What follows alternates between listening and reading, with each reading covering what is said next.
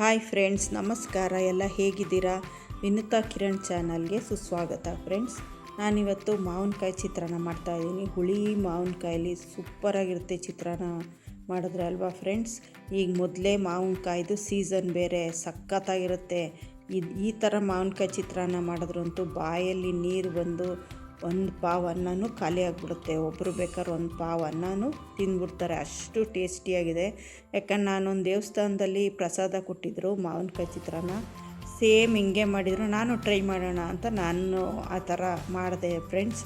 ಈ ಮಾವಿನಕಾಯಿ ಚಿತ್ರಾನ್ನದಲ್ಲಿ ಒಂದು ಟ್ವಿಸ್ಟ್ ಇದೆ ಫ್ರೆಂಡ್ಸ್, ಅದನ್ನು ಲಾಸ್ಟಲ್ಲಿ ಹೇಳ್ತೀನಿ, ಓಕೆನಾ? ಟೇಸ್ಟು ತುಂಬ ಚೆನ್ನಾಗಾಗಿತ್ತು ಫ್ರೆಂಡ್ಸ್. ನೀವೊಂದು ಸತಿ ಟ್ರೈ ಮಾಡಿ ನೋಡಿ. ನಾನು ಮಾವಿನಕಾಯಿದು ಸಿಪ್ಪೆನೆಲ್ಲ ತುರ್ಕೊಳ್ಳೋಣ ಅಂದ್ಕೊಂಡೆ, ಆದರೆ ಹಂಗೆ ಹಾಕಿದ್ರೆ ತುಂಬ ಚೆನ್ನಾಗಿ ಟೇಸ್ಟ್ ಬರ್ಬೋದು ಅಂತ ನಾನು ಸಿಪ್ಪೆ ಸಹಿತನೇ ಫುಲ್ ಎಲ್ಲ ತುರ್ಕೊಂಬಿಟ್ಟೆ ಫ್ರೆಂಡ್ಸ್. ಫುಲ್ಲು ನೋಡಿ ಇವಾಗ ತುರ್ಕೊತಾ ಇದ್ದೀನಿ. ಅಂದರೆ ಇನ್ನೊಂದು ಕೆಂಪು ಮಾವಿನಕಾಯಿ ಚಿತ್ರಾನ್ನನೂ ಮಾಡಿದ್ದೀನಿ, ಅದ್ರ ಲಿಂಕ್ನ ನಾನು ಈ ವಿಡಿಯೋ ಕೆಳಗೆ ಹಾಕಿರ್ತೀನಿ, ಅದನ್ನು ನೋಡಿ. ಅದಂತೂ ಇನ್ನೂ ತುಂಬ ಆಗಿದೆ ಅದು ನೋಡಿ. ಇದೊಂಥರ ಬೇರೆ ಸ್ಪೆಷಲ್ಲಾಗಿ ಮಾವಿನಕಾಯಿ ಚಿತ್ರಾನ್ನ ಮಾಡೋಣ ಅಂತ ಈ ಥರ ತೋರಿಸ್ತಾ ಇದ್ದೀನಿ ಫ್ರೆಂಡ್ಸ್. ಎಲ್ಲ ಮಾವಿನಕಾಯಿ 4 ಮಾವಿನಕಾಯಿ ಇತ್ತು, ಅದನ್ನೆಲ್ಲ ತುರಿದಿಟ್ಕೊಂಡೆ. ಇವಾಗ ನೆಕ್ಸ್ಟು ಮಾವಿನಕಾಯಿ ಗೊಜ್ಜು ಮಾಡೋಕ್ಕೆ ರೆಡಿ ಮಾಡ್ಕೊಳ್ಳೋಣ. ಎಣ್ಣೆ ಹಾಕ್ಕೊಂಡೆ, ಅದಾದಮೇಲೆ ಕಡಲೆಕಾಯಿ ಬೀಜ ಹಾಕ್ಕೊಂಡು ತೆಗ್ದಿಟ್ಕೊಂಬಿಡ್ತೀನಿ ಫ್ರೆಂಡ್ಸ್. ಯಾಕಂದರೆ ನನಗೂ ಚಿತ್ರಾನ್ನ ಕಲಸೋವಾಗ ಹಾಕೋತೀನಿ, ಅದನ್ನು ಮೊದಲೇ ಹಾಕ್ಬಿಟ್ರೆ ಅದು ಮೆತ್ತಗಾಗ್ಬಿಡುತ್ತೆ ಕಡಲೆಕಾಯಿ ಬೀಜ, ಅದು ಕ್ರಿಸ್ಪಿ ಇರಲ್ಲ.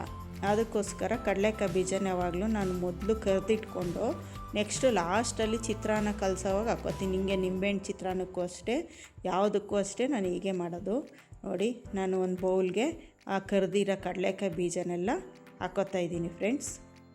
ನೆಕ್ಸ್ಟ್ ಇವಾಗ ಸಾಸಿವೆ ಹಾಕ್ಕೊಂಡೆ. ನೆಕ್ಸ್ಟ್ ಈಗೆಲ್ಲ ಮಾಮೂಲಿ ಸಾಸಿವೆ, ಕಡಲೆಬೇಳೆ ಮತ್ತು ಉದ್ದಿನಬೇಳೆ, ಈರುಳ್ಳಿ. ನಾನು ದೇವಸ್ಥಾನದಲ್ಲಿ ಮಾಡಿದರು ಅಂತ ಹೇಳಿದ್ನಲ್ಲ, ಅಲ್ಲಿ ಈರುಳ್ಳಿ ಬೆಳ್ಳುಳ್ಳಿ ಎಲ್ಲ ಸ್ಕಿಪ್ ಮಾಡಿದರು ಫ್ರೆಂಡ್ಸ್. ನಾನಿಲ್ಲಿ ಈರುಳ್ಳಿ ಹಾಕೋತಾ ಇದ್ದೀನಿ. ಸ್ವಲ್ಪ ಹುಳಿ ಮಾವಿನಕಾಯಿ ಅಲ್ವಾ, ಅದು ಸ್ವಲ್ಪ ಈರುಳ್ಳಿ ಹಾಕಿದ್ರೆ ಸ್ವಲ್ಪ ಹುಳಿ ಕಮ್ಮಿ ಆಗುತ್ತೆ ಫ್ರೆಂಡ್ಸ್, ಅದಕ್ಕೋಸ್ಕರ ಈರುಳ್ಳಿ ಹಾಕೋತಾ ಇದ್ದೀನಿ. ಆಮೇಲೆ ಟೇಸ್ಟು ಚೆನ್ನಾಗಿ ಬರುತ್ತೆ ಈರುಳ್ಳಿ ಹಾಕೊಂಡ್ರೆ ಅಂತ ನಾನು ಈರುಳ್ಳಿ ಹಾಕ್ಕೊಂಡೆ. ಇವಾಗ ನೋಡಿ ಕಡಲೆಬೇಳೆ ಮತ್ತು ಉದ್ದಿನಬೇಳೆ ಎಲ್ಲ ಕೆಂಪಗಾಯಿತು. ನೆಕ್ಸ್ಟ್ ಇವಾಗ ಈರುಳ್ಳಿ ಮತ್ತು ಹಸಿಮೆಣ್ಸಿಕಾಯಿ ಹಾಕ್ಕೊಳ್ಳೋಣ. ನಾನು ಒಂದು 10ರಿಂದ 12 ಮೆಣಸಿನ್ಕಾಯಿ ಹಾಕಿದ್ದೀನಿ, ಖಾರ ಮೆಣಸಿನ್ಕಾಯಿ. ನೀವು ನಿಮ್ಗೆ ಬೇಕಾದಷ್ಟು ಹಾಕ್ಕೊಳ್ಳಿ ಫ್ರೆಂಡ್ಸ್. ಖಾರ ಜಾಸ್ತಿ ಬೇಕು, ಹುಳಿ ತಡೆಯುತ್ತೆ ಅಂದರೆ ಇನ್ನೂ ಒಂದು 2-3 ಮೆಣಸಿನ್ಕಾಯಿ ಹಾಕ್ಕೊಳ್ಳಿ. ನಾನು ಖಾರ ನಮ್ಮ ಮನೇಲಿ ತಿನ್ನಲ್ಲ ಅಂತ ನಾನು ಕಮ್ಮಿ ಹಾಕಿದ್ದೀನಿ. ಹಸಿಮೆಣ್ಸಿನ್ಕಾಯಿ ಮತ್ತು ಈರುಳ್ಳಿ ಎರಡನ್ನೂ ಚೆನ್ನಾಗಿ ಫ್ರೈ ಮಾಡ್ಕೊಳ್ಳೋಣ. ಸ್ವಲ್ಪ ಉಪ್ಪು ಹಾಕ್ಕೊಳ್ಳೋಣ, ಈರುಳ್ಳಿ ಚೆನ್ನಾಗಿ ಬೇಯುತ್ತೆ ಫ್ರೆಂಡ್ಸ್. ನೋಡಿ ಉಪ್ಪು ಹಾಕ್ಕೊಂಡು ಈಗ ಪುನಃ ಫ್ರೈ ಮಾಡ್ತೀನಿ. ನೋಡಿ ಚೆನ್ನಾಗಿ ಈರುಳ್ಳಿ ಸಾಫ್ಟ್ ಆಗೋವರೆಗೂ ಫ್ರೈ ಮಾಡ್ತಾಯಿರಿ ಫ್ರೆಂಡ್ಸ್. ನೆಕ್ಸ್ಟ್ ಇವಾಗ ಕರ್ಬೇವಿನ ಸೊಪ್ಪು ಹಾಕ್ಕೊಳ್ಳೋಣ. ನಾನು ನಮ್ಮ ಊರಿಂದ ಸ್ವಲ್ಪ ಜಾಸ್ತಿ ಕರ್ಬೇವಿನ ಸೊಪ್ಪು ಕೊಟ್ಟಿದ್ದರು, ಅದು ಏನು ಮಾಡಿದ್ದೆ ಅಂದರೆ ಚೆನ್ನಾಗಿ ತಂದಿಟ್ಟಾಗ ತೊಳೆದಿಟ್ಕೊಂಬಿಟ್ಟಿದ್ದೆ ಫ್ರೆಂಡ್ಸ್. ಅದನ್ನು ಆಮೇಲೆ ಬಿಸಿಲಲ್ಲಿ ನೆರಳಲ್ಲೇ ಇಟ್ಕೊಂಡಿದ್ದೆ. ನೋಡಿ ಗ್ರೀನಾಗೇ ಇದೆ. ನೀವು ಹಾಗೆ ಜಾಸ್ತಿ ಕರ್ಬೇವಿನ ಸೊಪ್ಪು ಏನಾದ್ರು ಸಿಕ್ಕಿದಾಗ ಇದೇ ಟಿಪ್ ಯೂಸ್ ಮಾಡಿ. ತೊಳೆದಿಟ್ಬಿಡಿ ಬಂದ ತಕ್ಷಣ ಅದನ್ನು ಸ್ವಲ್ಪ ನೆರಳಲ್ಲೇ ಹಾರಾಕ್ದಂಗೆ ಇಟ್ಬಿಟ್ರೆ ಹಿಂಗೆ ಗ್ರೀನಿಶ್ ಆಗಿ ಕರ್ಬೇವಿನ ಸೊಪ್ಪು ಇರುತ್ತೆ. ಇವಾಗ ನೋಡಿ ನಾನು ತುರಿದಿಟ್ಟಿರೋ ಮಾವಿನಕಾಯಿನೆಲ್ಲ ಅಲ್ಲಿಗೆ ಹಾಕೋತಾ ಇದ್ದೀನಿ ಫ್ರೆಂಡ್ಸ್. ಇವಾಗ ನೋಡಿ ನಾನು ಇಲ್ಲೊಂದು ಟ್ವಿಸ್ಟ್ ಇದೆ ಅಂತ ಹೇಳಿದೆ ಅಲ್ವಾ, ಈಗ ನೆಕ್ಸ್ಟ್ ಹೇಳ್ತೀನಿ ಟ್ವಿಸ್ಟು. ಹಾಗೆ ನೋಡ್ತಾ ಇರಿ, ಸ್ಕಿಪ್ ಮಾಡಿದೆ ನೋಡಿ. ಒಂದು ಟ್ವಿಸ್ಟ್ ಇದೆ ಇದರಲ್ಲಿ. ಎಲ್ಲ ಮಾವಿನಕಾಯಿ ಚಿತ್ರಾನ್ನ ಮಾಮೂಲಿ ಮಾಡ್ತೀರಾ ಗೊತ್ತು, ಆದರೆ ಇಲ್ಲೊಂದು ಟ್ವಿಸ್ಟ್ ಇದೆ. ಅದನ್ನು ನೆಕ್ಸ್ಟ್ ಇನ್ನೊಂದು 5 ಮಿನಿಟ್ಸಲ್ಲಿ ನಿಮಗೆ ಗೊತ್ತಾಗುತ್ತೆ ಫ್ರೆಂಡ್ಸ್. ಇದೆಲ್ಲ ಫ್ರೈ ಆದಮೇಲೆ ನೆಕ್ಸ್ಟು ಹೇಳ್ತೀನಿ, ಓಕೆನಾ? ನೋಡಿ ಈಗ ಮಾವಿನಕಾಯಿದು ಚಿತ್ರಾನ್ನ ಎಲ್ಲ ಸುಮಾರು ಮಾವಿನಕಾಯಿ ಎಲ್ಲ ಸಾಫ್ಟಾಗಿದೆ.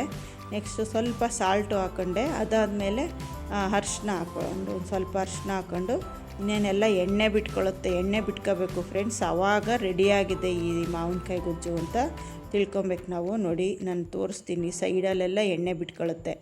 ಆ ಥರ ಆದರೆ ಮಾತ್ರ ಕ್ಲೀನಾಗಿ ಆಗಿದೆ ಗೊಜ್ಜು ಅಂತ, ಇಲ್ಲದೇ ಸರಿಯಾಗಿ ಬೆಂದಿಲ್ಲ ಅಂತ. ನೋಡಿ ನಾನು ಹೇಳಿದ್ನಲ್ಲ, ಹಾಗೆ ಎಣ್ಣೆ ಬಿಟ್ಕೋಬೇಕು ಸೈಡಲ್ಲಿ, ಆವಾಗ ಗೊಜ್ಜು ಕರೆಕ್ಟಾಗಿ ರೆಡಿಯಾಗಿದೆ ಅಂತ ಅರ್ಥ.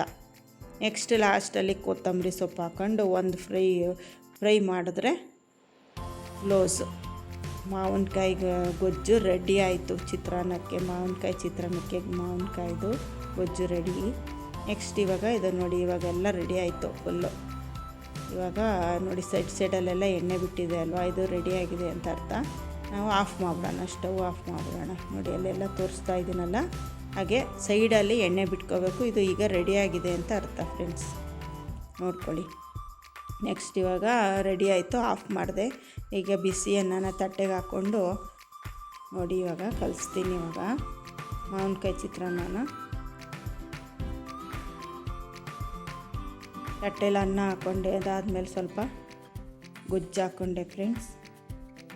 ಗೊಜ್ಜು ಹಾಕ್ಕೊಂಡು ನೆಕ್ಸ್ಟ್ ಒಂದು ಸ್ವಲ್ಪ ಸಾಲ್ಟ್ ಹಾಕೊಳ್ಳೋಣ. ಇವಾಗ ಸ್ವಲ್ಪ ಸಾಲ್ಟ್ ಹಾಕ್ಕೊಂಡ್ರೆ ಇನ್ನೇನು ನೋಡಿ, ಇದೇ ಟ್ವಿಸ್ಟು ನಾನು ಹೇಳಿದ್ದು. ಮಾವಿನಕಾಯಿ ತುರಿನ ಈಗ ನಾವು ಕಲಸೋ ಟೈಮಲ್ಲೇ ಹಾಕೋಬೇಕು. ಆವಾಗ ನೋಡಿ ಮಾವಿನಕಾಯಿ ಗೊಜ್ಜಲ್ಲಿ ಇರುತ್ತೆ. ಇದು ಕೊತ್ತಂಬರಿ ಸೊಪ್ಪನ್ನು ಸ್ವಲ್ಪ ಇಲ್ಲಿ ಮೇಲೆ ಹಾಕ್ಕೊಂಡು ಉಪ್ಪು ಹಾಕ್ಕೊಂಡು ಕಲಿಸ್ಕೊಂಡ್ರೆ ಹುಳಿ ಮಾವಿನಕಾಯಿ ಹುಳಿ ಮಧ್ಯ ಒಂದೊಂದು ತುತ್ತು ಸಿಗ್ತಾ ಇರುತ್ತೆ. ತುಂಬ ಚೆನ್ನಾಗಿರುತ್ತೆ ಫ್ರೆಂಡ್ಸ್. ಇದೇ ಟ್ವಿಸ್ಟು, ಯಾರೂ ಹಿಂಗೆ ಮಾಡಿರಲ್ಲ ಅಂತ ಅನ್ಕೋತೀನಿ ನಾನು.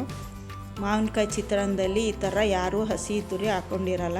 ನಾನು ದೇವಸ್ಥಾನ ಪ್ರಸಾದದಲ್ಲಿ ನೋಡಿದ್ದೆ, ಟೇಸ್ಟ್ ಮಾಡಿದ್ದೆ, ತುಂಬ ಚೆನ್ನಾಗಿತ್ತು. ಅದಕ್ಕೋಸ್ಕರ ನಾನೊಂದು ಸತಿ ಯಾಕೆ ಟ್ರೈ ಮಾಡಬಾರ್ದು ಅಂತ ರೆಡಿ ಮಾಡಿದ್ದೀನಿ. ನೋಡಿ ಫ್ರೆಂಡ್ಸ್, ತುಂಬ ಚೆನ್ನಾಗಿರುತ್ತೆ. ಬಿಸಿ ಅನ್ನದ ಮೇಲೆ ಗೊಜ್ಜು ಮತ್ತು ಈ ಮಾವಿನಕಾಯಿ ಹಾಕ್ಬಿಟ್ಟು ಕಲಿಸ್ಕೊಂಬಿಡಿ, ಸಖತ್ತಾಗಿರುತ್ತೆ. ಬೇಕಾದ್ರೆ ಈರುಳ್ಳಿ ಸ್ಕಿಪ್ ಮಾಡಿ ತೆಂಗಿನ ತುರಿ ಹಾಕ್ಕೊಳ್ಳಿ, ಇನ್ನೂ ಸಖತ್ತಾಗಿ ಟೇಸ್ಟ್ ಬರುತ್ತೆ.